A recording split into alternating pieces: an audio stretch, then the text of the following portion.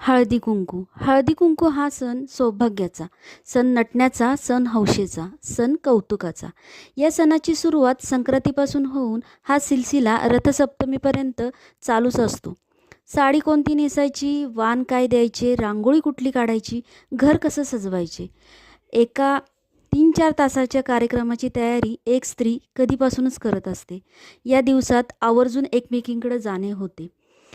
थोड्या गप्पा होतात, हसी मजाक होती, एकमेकींचं विचारपूस होते. थोडक्यात काय, त्या व्यक्तीचं कौतुकच होतं. रांगोळी छान काढलीस हं, खूप छान दिसतीयस, घर छान आवरलंय.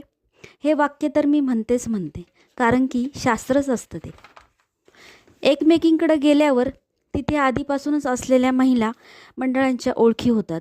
गप्पा अशा रंगतात की जसं काय आपण एकमेकींना आधीपासूनच ओळखतो. फक्त विचार ते काय जुळले पाहिजेत.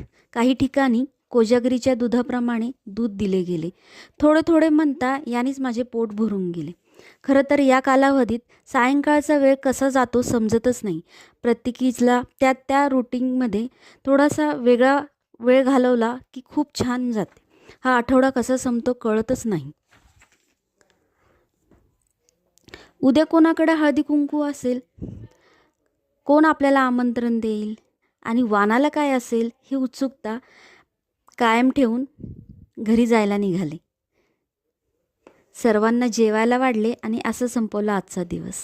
Okay, tata, bye bye.